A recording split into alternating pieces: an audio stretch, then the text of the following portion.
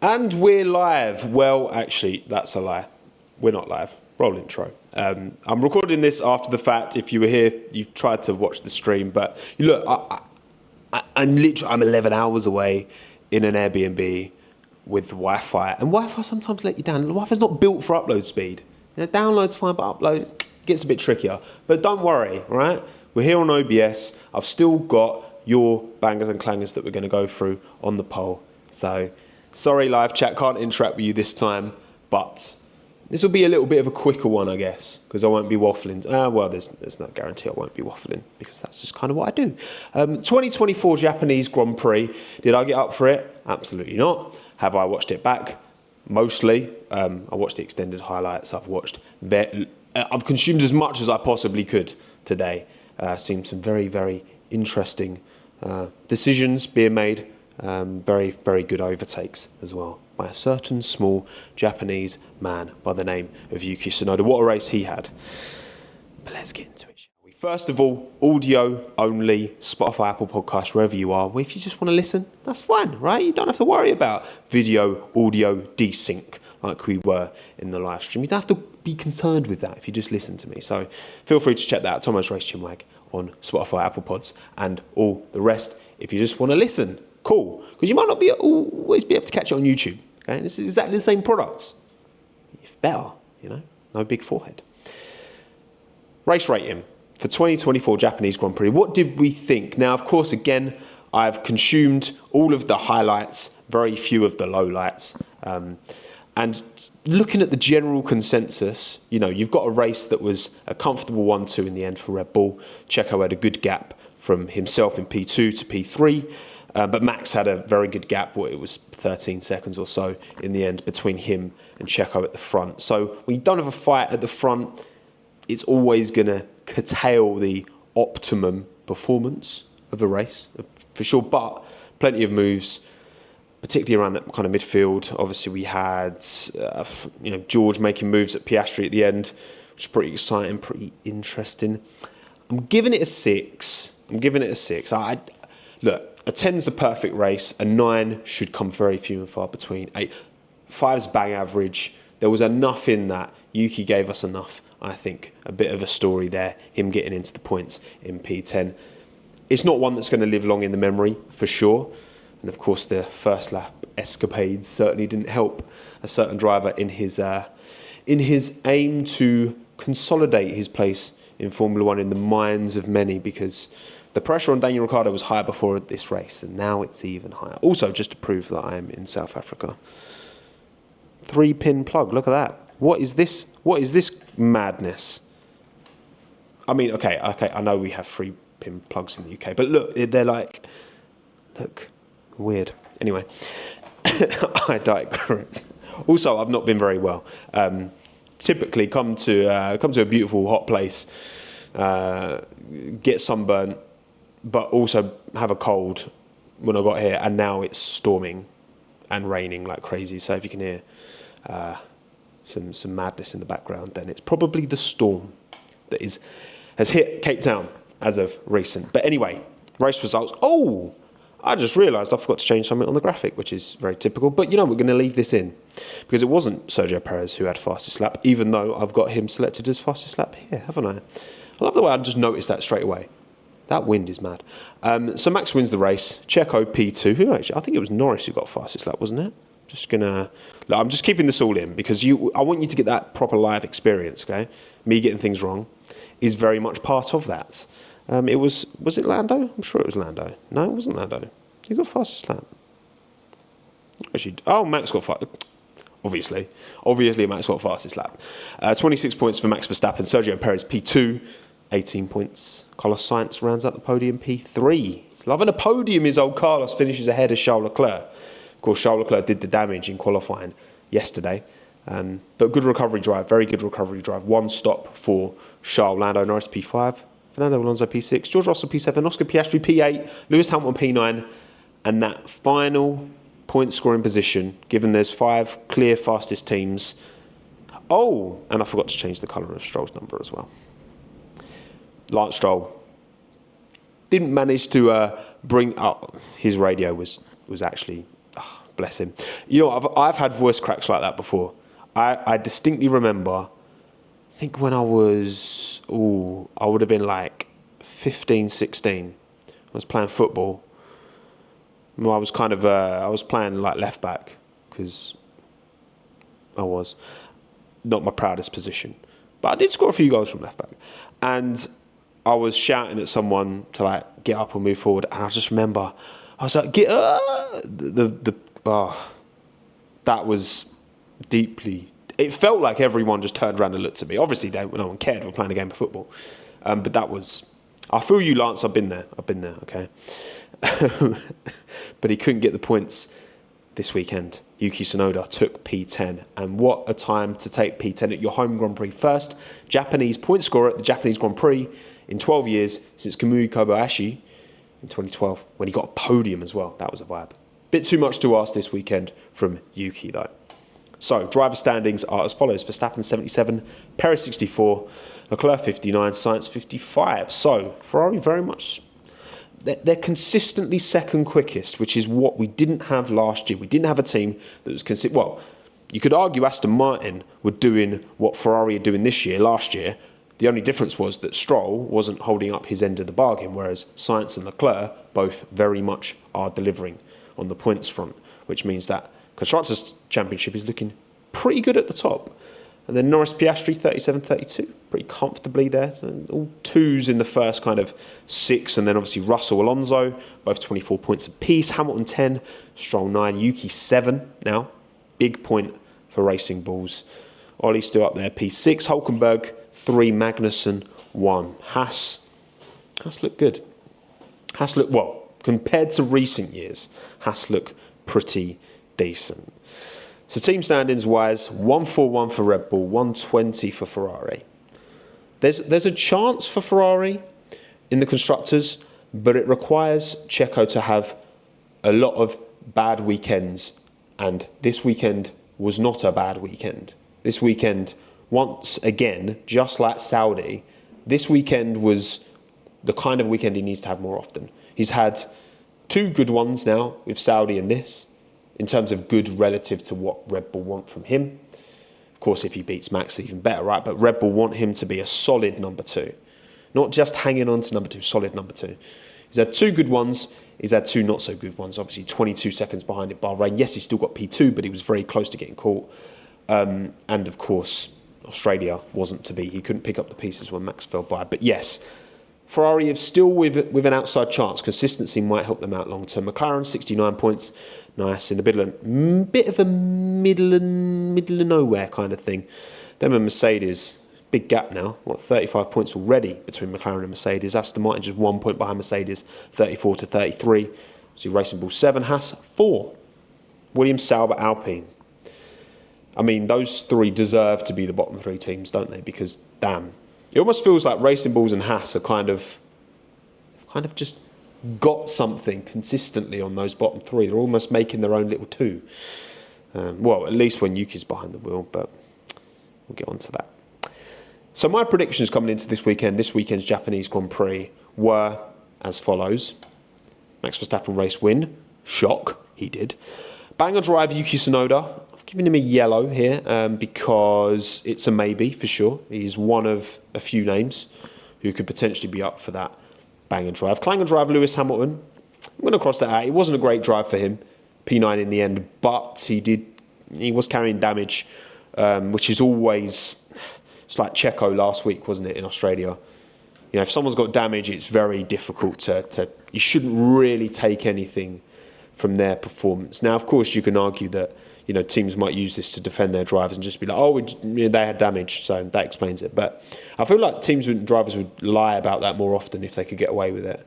But, I mean, I've got no reason to believe Lewis didn't have damage. The fact that he let George Russell pass, I think that tells you everything you need to know, because there is no way Lewis Hamilton is letting George Russell pass if he's, you know, confident his car doesn't have any damage. I found that weird at the time, but then afterwards I was like, okay, that kind of makes sense. Banger team Ferrari, again, they're a maybe for sure, a 3-4 finish. Can't argue with that. And then Clanger team Williams, again, a maybe. So you know what? I think my predictions were pretty good. pretty good this week, and there's potential 4 out of 5 there, depending on your perspective. As for yours, pretty good as well. I mean, race winner Max, shock, well done. I'm not going to applaud you for that. Banger drive, Max, again, he's in the conversation for sure. I mean, what more could he have done? Put it on pole, won the race comfortably. It's one of them, isn't it? I mean, it's realistically, it's Banger outside of Max because he's just so consistently so good. Clanger drive, Ricciardo. I mean, I've given him a tick here because he is 100% like, he's either the clanger or second clanger. If they're like clear 1 or 2, then I'm going to give him a tick here. Yeah, not a good weekend for Daniel Ricciardo again. Banger team, McLaren, they weren't a banger team. That's a cross for that. Clanger team, Mercedes, maybe. So, you know what, actually, we've both got 2 completely wrong, but otherwise we're all pretty there. So well done us. We voted differently, but we're all equally good. We're good at this game. So what about bangers and clangers then, shall we? Japanese Grand Prix edition. Banger drive. Now, of course, there's many to look at here. Charles Leclerc making the one-stop work. I mean, P8 to P4. He shouldn't have been in P8 in the first place. Don't get me wrong. But the drive on Sunday almost completely made up for it. So, big credit to Charles Leclerc. So, Yuki Tsunoda getting that P10. When the opportunity presented itself, he put his racing balls in that position. Made some really, really smart overtakes in Sector 1 as well. Wouldn't let Hulkenberg hold him up for too long. Got past Gasly as well, didn't he? In the S's. He had a lot of confidence on that fresher rubber, and not areas you typically see overtakes being made. And of course, his home Grand Prix as well. So the additional pressure of that all rolled into one. Yuki, very, very good drive. Obviously, Max, again, comfortably winning from the front. For me, it's Yuki. I've given him banger drive. I think he deserves it. I think given all the expectation and pressure and almost like him being written off as a candidate for that Red Bull seat. Checo talked post-race about him knowing where he's going to be with Red Bull, within a month's time. And, it feels like from everything I've read, my understanding is that it's Christian who doesn't have that ultimate faith in Yuki's performance that maybe Helmut Marko does, because Helmut's been very complimentary of Yuki. And in the same way, with De Vries, wasn't it? That was more of a Helmut Marko decision, and Christian didn't really agree with it, but they went with him, and it didn't turn out well. Maybe it's the same with Yuki, where it's a bit more, on Dr. Helmut's side. It's kind of, because Yuki's he's had such a strong start to the season. You can't deny that. Objectively, he's had a fantastic start to the season. So you think, like, on paper, he's got to be in the conversation for that Red Bull seat if Perez lets himself down. Christian said post-race, it is Checo's seat to lose. And again, if Checo keeps doing what he's doing, I think he's going to keep that seat. But yeah, well done, Yuki. Happy for him. Very, very happy for him. But what about not so happy for? Now, of course, his teammate Daniel Ricciardo, out-qualified by Yuki, not by much. It was like half a tenth. But that was the difference between getting into Q3 and not. However, those margins are so fine. He was essentially level with Yuki in qualifying. In the race, though, that incident with Alex Albon, I've looked at it many a time. I understand why it was given as racing incident. The way that the stewards govern this sport means that they're going to give that as a racing incident because it's a first lap crash and there's fine margins. But I just think that Ricciardo shouldn't. It's on him. Stroll was not alongside Ricciardo. I've looked at Stroll's on board. He was close. I think Ricciardo thought Stroll had like a nose in, but he didn't quite. And so he just essentially, it was like 3 wide, but it actually wasn't. I don't believe Stroll at any point was along, even his rear wing, slightly along, maybe slightly fractionally for a tiny moment. But ultimately, Daniel is the one. Yeah, Alex is entitled to go for that space. Yes, you can say it's risky for sure. Okay, but you take risks when you're racing. You take risks when you make overtakes. And, at the start of the race is one of the most, opportunistic times to go for these moves, right? You can stand to gain a lot if you have a good start. Alex was carrying good momentum. He was entitled to be there. Of course, any driver would be. And Ricciardo just drove into him and didn't check his right-hand mirror. So, and I think the stewards would have punished Daniel for it. They literally said in their notes that if it had not been on the first lap, and if car 18, Stroll, hadn't been present, then they would have looked at it differently. I think if that's not first lap, then I think Daniel's getting a penalty. I think that's how the stewards would have gone with it. But anyway, I digress. I wanted to get that one out of the way early doors because I know that's a big talking point for the race. So Ricciardo's definitely in there for a clanger. Stroll is in there for a clanger. Massively out-qualified by Alonso. Put on the soft tyres at the end and went backwards, which is kind of impressively bad, given Alonso finished P6 as well. In terms of golf between teammates, on pace on the day, it felt like Stroll and Alonso was pretty much the biggest golf out there. Otherwise, who else? Obviously, Hamilton didn't have a great race. But again, he was carrying damage. Sargent wasn't so bad. That was thunder. Sargent wasn't so bad in qualifying, but he was within like 10th and a half, I think, of Alex. However, with that, it's like he drove off the track in the race. He had this crash in FP1 as well, and it's just like. It's not where it should be for Logan Sargent in any stretch. You might hear some thunder in a minute. I can see some flashes going about in the background. I've gone with Lance. I think Fernando just absolutely destroyed him this weekend. It was the biggest gap, qualifying delta between the two of them. Stroll was out in Q1. Fernando got to Q3. It's just nowhere near good enough. Nowhere near in the race as well. Yes, of course he didn't. The incident with anyone else, but that was a stinker from Lance Stroll relative to Fernando, man. That's just it's weekends like this that really, like, Aston Martin shareholders must look at that situation and be like, I wish the boss's son wasn't in the second car. And you look at Yuki Tsunoda as well, at banger drive Yuki Tsunoda, Honda coming in. Fernando and Yuki, yes, of course, Fernando's career isn't going to go on forever, but also, Fernando's talking about potentially extending with Aston Martin. We know that's an option. Mercedes doesn't seem like a clear step up right now, and Red Bull, I don't think he'll go to Red Bull. What else is there for Fernando but to stay? And then if Yuki's doing a great job and Honda are coming in, then Lawrence might be forced by the board, maybe. I don't know. The board at Aston Martin, where it's Aston Martin Lagonda or Aston Martin Racing.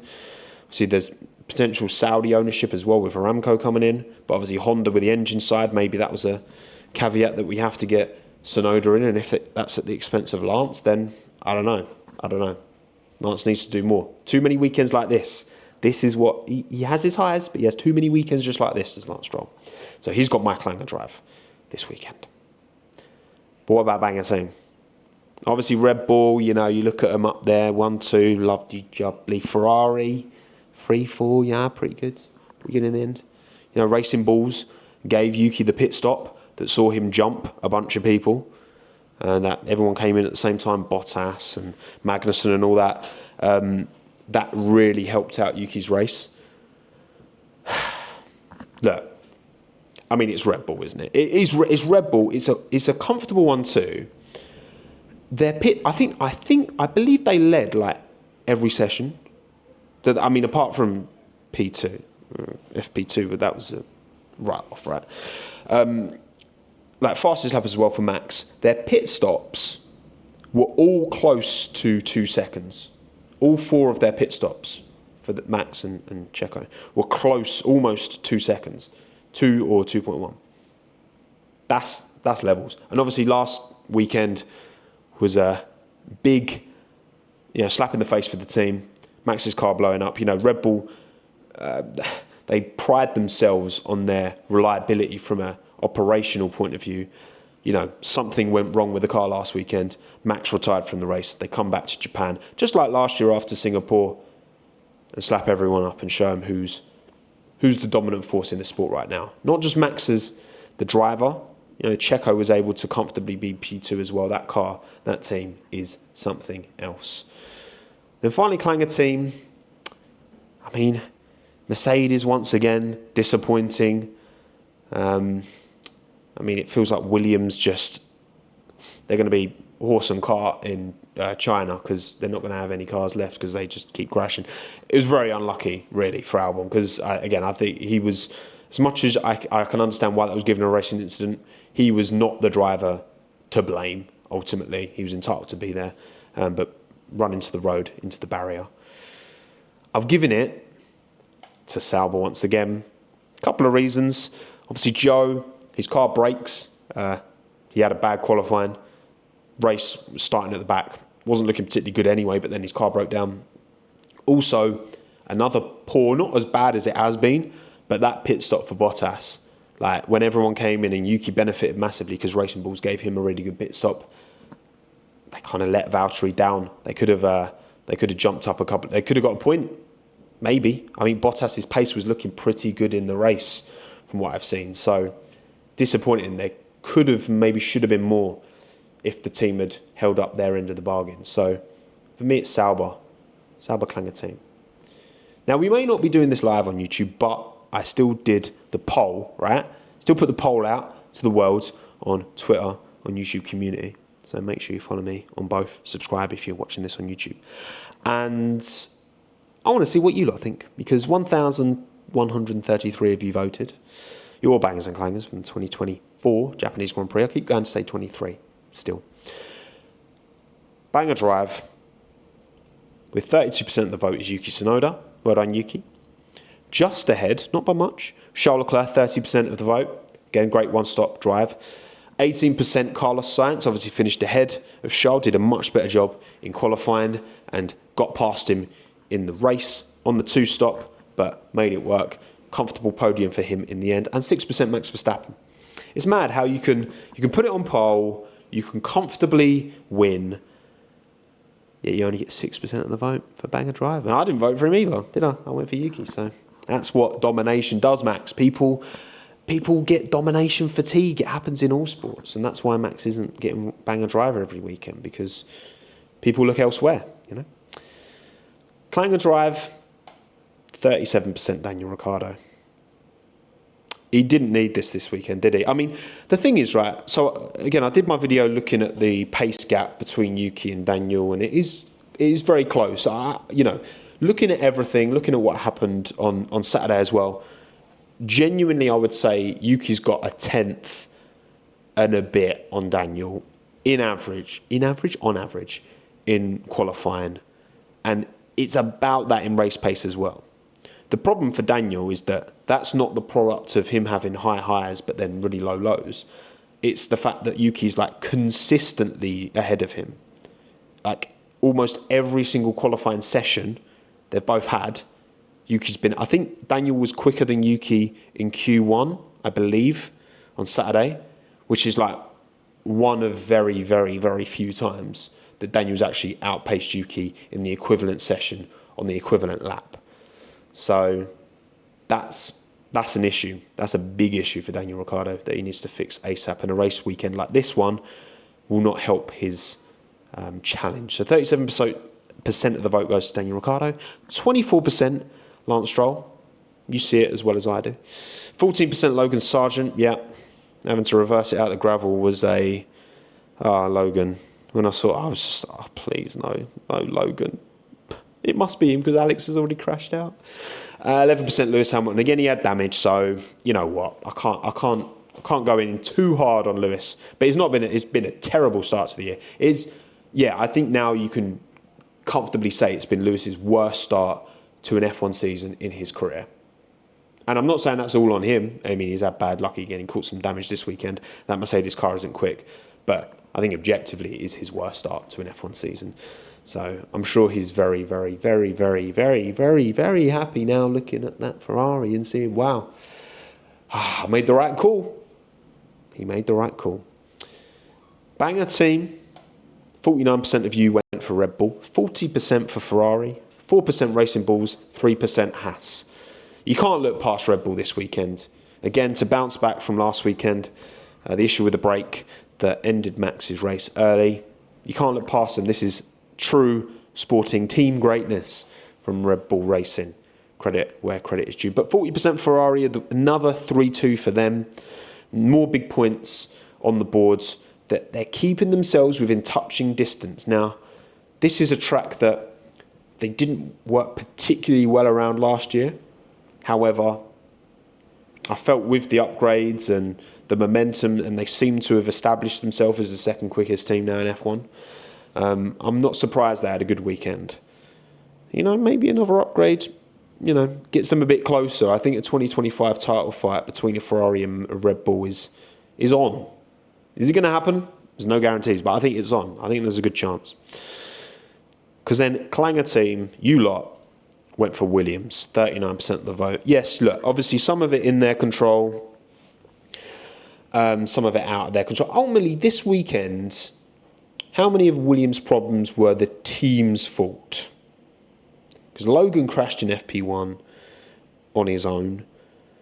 Alex got squeezed into the wall by Ricciardo in the race. It's a bit too much on Williams for this, but, when it rains, it pours. And I bet James Vowles had a nice, one of those Japanese whiskies. But he had one of them afterwards. I think he needed a few of them after this weekend, because that's one to forget for Williams. They probably shouldn't have bothered turning up, shouldn't they? I wonder is there the potential, genuinely, right, with this damage for Alex? Like Logan, went into the gravel as well, possibly caused damage to his floor. Is there a potential here we see Williams actually withdraw from the Chinese Grand Prix just entirely? Just because to stop the rot, because they just need to, we just need to consolidate, get everything back to base. We'll just have 9 teams in China. We're going to sit this one out and get some parts, because, I don't know, last year should have given Alex confidence in this team moving forward, right? And James Vowles and Pat Fry have made some difficult short-term decisions, to prioritise long-term. But right now, this is seriously challenging Alex's faith in that project. But also maybe he doesn't have any offers elsewhere, and that's where he ends up. It's been really hard for Alex to showcase the levels that he was able to last year this season, isn't it? So there's your bangers and clangers. Yuki wins, banger drive. Ricciardo Klanger, banger team Red Bull, Klanger team Williams. Fairly similar to was mine. So mine's Yuki, Lance, Red Bull, Sauber. So we're agreed. We're agreed on 2. I went for Lance. You went for Daniel. I went for Sauber. You went for Williams. Fantasy League. Check that out. Now, I did forget to... I was planning on changing my captain to Lando, which I didn't. And if I had, I would have been... How many more points would I have got? I would have got 10 for Oscar instead of 20. But then I would have got 38 for Lando instead of 19. So, bit of a sway there. Minus 20 for... Minus 20? Come on. That's harsh. That is seemingly somewhat harsh. Who else we got? Ferrari, good points. Not bad for Ferrari. Charles Leclerc, 31. Decent for him in the end. Nico Hülkenberg, 10 as well. It's just that minus 20 killing me for Alex Albon. Shame. Right. Team by team. Alpine, slower this year than they were around Suzuka last year. The only team who actually got slower. Crazy. Obviously, Ocon and Gasly had their little touch, didn't they, early doors? Gasly kind of trying to thread the needle, and Ocon... It's one of them, when you go 3 wide at the start, the driver on the far side can't see the driver on the... It's like with when Joe got flipped over at Silverstone. Russell was on the outside, and... it all kind of concertinas. It's very hard to... That's very much racing incident. Fortunately, it didn't end Gasly's race, but he was carrying damage for the rest. Ocon did well in qualifying. It's 4-0 in quali to Esteban now. The average has been about 0.2 between the two of them, which I was not expecting, because Gasly was just as, if not marginally quicker than Ocon in qualifying last year. So that's a strange one. Gasly seems to be coming up short. So whether is Ocon taking a step forward, is Gasly taking a bit of a step back? I don't know. I mean, them two, it's a real test of their character. Looking at this team, looking at the team that Gasly signed up for as well, by the way, when he left AlphaTauri. It's not the team. It's not that team anymore, man. It's in the dumps. So yeah, another bad weekend for Alpine. Alonso. I'm talking a bit about Alonso. I mean, it's another very good drive from him, isn't it? P6 in that car. He was. Oh God, this cough. He was lapping similar to Oscar Piastri. Oscar Piastri had a bit of a quicker McLaren, but Alonso's got a better race pace than Oscar Piastri quite clearly. So great job from Fernando once again, and again Lance nowhere, absolutely nowhere. I've already said my piece on Lance, so I won't go in any further. Not necessary. Ferrari. Look, I know there's a lot of people, they're regretting getting rid of Sainz, and look, Sainz is doing a really good job, and I think Sainz is driving like a man who knows that, he's got an opportunity here to put his future in his own hands, because that Ferrari seat has been taken away from him. He wanted to stay, of course he did, but they saw the temptation of Lewis Hamilton and they took it. And look, if they get Prime Lewis, if they get anyone close to Prime Lewis, then you've got to say they'll have made the right decision, because right now Lewis isn't anywhere near as confident in his car as Carlos is in his. That's a big if, though. The thing is, they've got a known quantity right now in Carlos Sainz. They know he's almost as good as... You can argue Carlos is the better race driver. Charles is the better qualifier. I think there's an argument to be made for that, for sure. But yeah, look, Carlos has got to do what he can do, and he couldn't be doing much more right now to showcase to the rest of the teams on the grid. I do think Sainz to Mercedes, like I said in my last video, is going to be the next move to be announced. I reckon once that one gets announced, then things start to move on. I don't know, Toto has to sign him, and it's the best seat available. Again, unless Lawrence Stroll is going to pull one out of nowhere and replace his son with Carlos Sainz, which I don't see happening. Sauber, that is... The thing is, right, where they stink so much right now, Audi coming in is not going to change that overnight. And, Sauber needed to do what Racing Bulls and Sauber needs to do what Haas are doing this year to have any chance of getting Carlos Sainz, giving him the confidence to move to their team. And they're not doing it. So no, Carlos Sainz is Ferrari's loss. They're set to gain. Lewis Hamilton's a fantastic driver. But yeah, I think Mercedes, Toto, if you're not picking him up, I think you're doing something wrong, mate. Talking to Haas, Hulkenberg P11 again. I mean, look, the amount of times Hulkenberg's been close to the points. If you had... Maybe that's, I don't know if it justifies a video, the whole championship, but everyone gets points. Maybe that could be a cool one. Go through race by race. But given how many times Hulkenberg's been on the fringe of the points, and obviously he's already scored points anyway, another great drive from him. K-Mag recovered, wasn't great in qualifying, but recovered to P13 in the end in the race. He was the kind of bottleneck that Yuki was able to jump in the pit stop. If he'd stayed ahead of Yuki, maybe Hulkenberg, point, Magnussen, P11 could have been on, but Haas couldn't quite get him out ahead of Yuki Tsunoda. McLaren, Piastri will be, and they said it in the comms, he did kind of bottle it a bit right at the end with George, obviously breathing down his neck, going into that final corner. Oscar he defended the inside, but then he kind of just went a bit deep, and then Russell was all over the back of him, and it wasn't even an overtake barely. It was just DRS pass in the end for George Russell on Oscar. There was that move from George where he kind of was on the outside and then he kind of jinked to the right and threw it up the inside where Oscar kind of cut the corner. George didn't fully squeeze Oscar off the track, but it was enough that Oscar could get away with cutting the corner and carrying on and fighting another day. People it's one of George's all or nothing overtakes. But that's what I want to see. I want to see drivers making these overtakes. So, yeah, I think Oscar could have done a better job. His race pace still isn't there to Lando. I think that's very, very fair to say. And I think that, Lando still has a bit of a buffer to him in qualifying. I think most of the times that Oscar is able to outpace Lando is when Lando is making a mistake. I think if they're both on clean laps, I think Lando still does have a distinct advantage. Oscar isn't there yet, but Lando's had a lot more experience in Formula One, a lot more experience at this team as well. So I can't be too hard on Oscar for that. And as for Norris, he was disappointed post-race, P5 to P3, but I don't think he could have done much more on the day. I think that Ferrari package is just too much for McLaren right now, even around a track like Suzuka, where McLaren do thrive, but not thriving enough.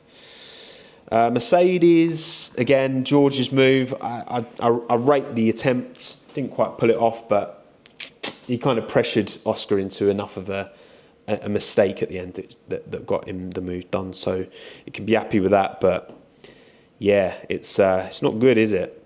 I don't see this improving overnight for Mercedes either. Like we've said this, I predicted them fourth at the start of the season, and I feel pretty confident in that assertion. In fact, I think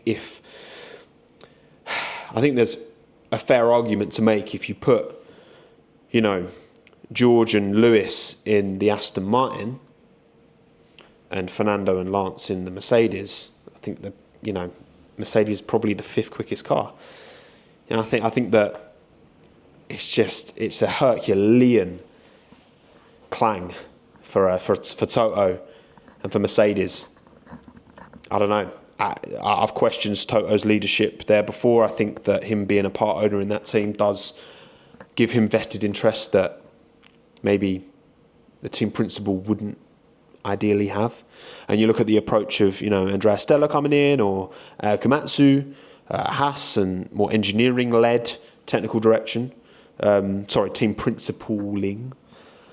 And maybe Toto should be more of a Zach Brown and get in an Andrea Stella, an equivalent, I think maybe that's the way forward for Mercedes. It just feels like, yeah. He said it himself, he's like, it's valid to question Toto's, and of course it's valid. You look at where they are now and where they were and their infrastructure, and look, you can't stay top forever. It always happens. All great sporting dynasties come to an end at some point. Red Bull Racing's domination will come to an end at some point. And it's how do you bounce back from that and get back to the top? That's arguably the biggest challenge of them all. And right now, Mercedes are failing that challenge. And they lost to Lewis Hamilton. He must have seen something. Because they've moved the cockpit and the car's still not good, not quick in either of their hands. Not good. But yeah, Racing Bulls, I think, huge result for them to get Yuki into the points, especially his home Grand Prix as well. Really chuffed. And give Ayumu Iwasa as well, shot in FP1. Didn't obviously help Daniel Ricciardo's run in. And I think, I think credit to Daniel Ricciardo for getting into Q2, being within half a tenth of Yuki, having done 0 FP1 running. Obviously, everyone's FP2 was restricted. So he lost an entire session and was still that close to Yuki. But again, the whole question is, many of you, I'm sure, think Yuki's all right, but he's not great. And Prime Ricciardo should be... He should be able to be quicker than Yuki, even with one less FP1 session. That's the driver I believe Daniel Ricciardo has been in the past. But I can't. The more this goes on, the more I can't sit here and say that has the potential to be again, because the most recent body of work we have is when you look at 2020, very, very good season. That was his last. Crisp season. Great season. 2021, got the win. Don't get me wrong, got some really good results in Mexico, Australia, right? There were good results sprinkled in there. But generally speaking, Lando outperformed him. It was even worse in 2022. He was on the sidelines for most of 2023. Comes in, good intro in Hungary, good race in Mexico after he comes back from the injury. Who impressed me more in the AlphaTauri last year? Lawson or Ricciardo? Lawson. And this year, I think Ricciardo, it's through a belief that he can get back to that driver that he used to be, that I've, backed Ricciardo and felt like, he'll have that Red Bull seat in 2025. But unfortunately, he's not holding up his end of the bargain. And, lap times don't lie, end of the day. Quality times can lie, sure, because it's a one-off, but lap times, it doesn't lie. And there's been a couple of these, isn't there? Daniel just a bit clumsy. I just think it's a clumsy move, and I think if that's not first lap, he's getting a slam dunk penalty for that. I really do.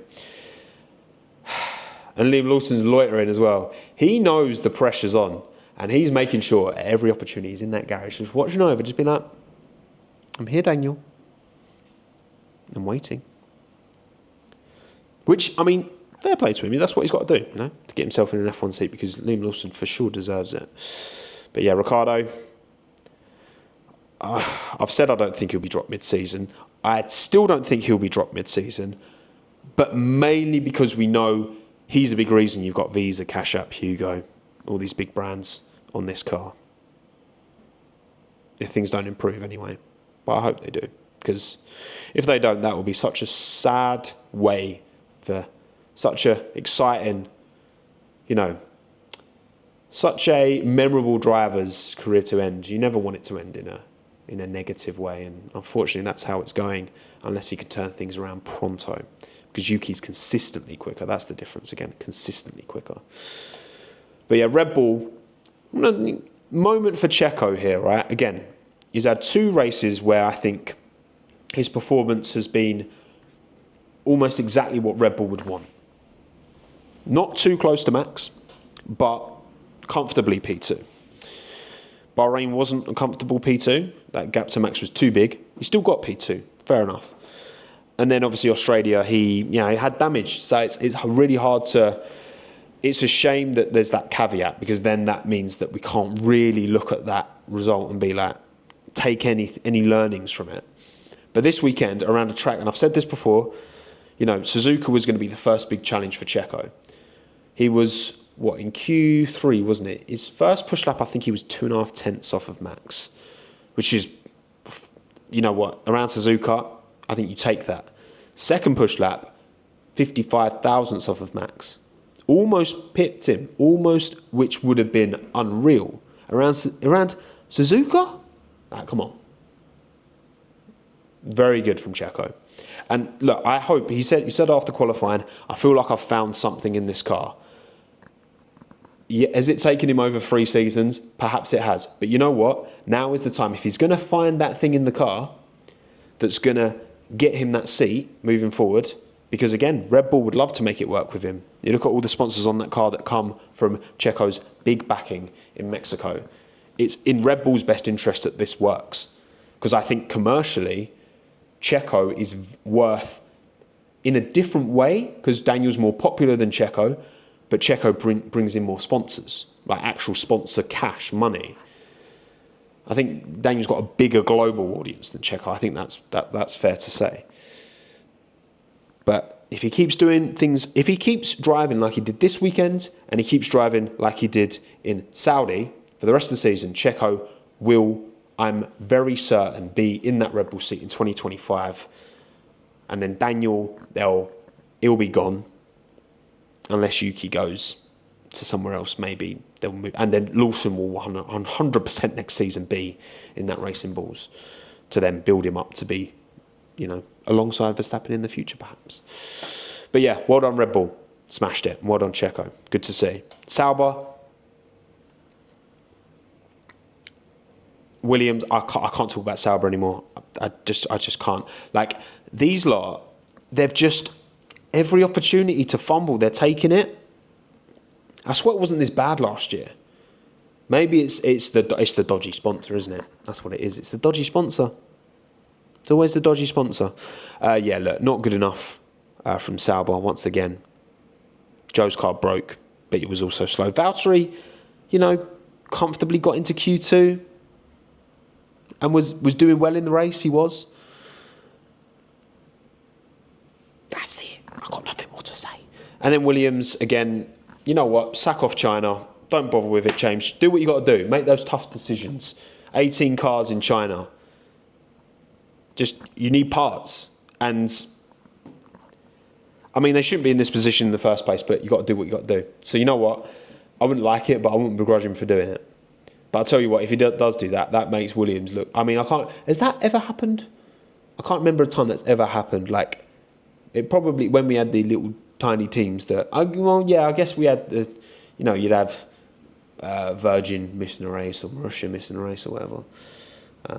I feel like that has happened, but I can't remember distinctly in my mind when. But there you go. That is it done. That is the live of Tommo's post-race Chinwag for the 2024 Japanese Grand Prix. Apologies once again that we couldn't do it live, but needs must. This still works pretty well. So don't forget, like this video. It's not a live stream video. Like the video. And subscribe to the channel if you're watching here on YouTube, or obviously audio only with just your ears. Apple Podcasts, Spotify, etc., etc. Also, I didn't multi-stream this on Twitch for obvious reasons because that was dodgy. And yeah, China is not next week, the week after, isn't it? Or maybe the week after that. I can't even remember. It's the last weekends that we will still be away in South Africa. So, as you can, got a book here. Look. Cape Town. Beautiful place. Beautiful place. Having a really good time. And I'll give a full review, maybe at the Chinese Grand Prix, pre-race Chinwag, whenever that is ready. So thank you again for watching wherever you are in the world. Appreciate you all taking the time to watch and support what I do. My name's Tommo. Thanks again. Have a good one. Ta-da. I can do that proper outro this time, can't I? Bye-bye.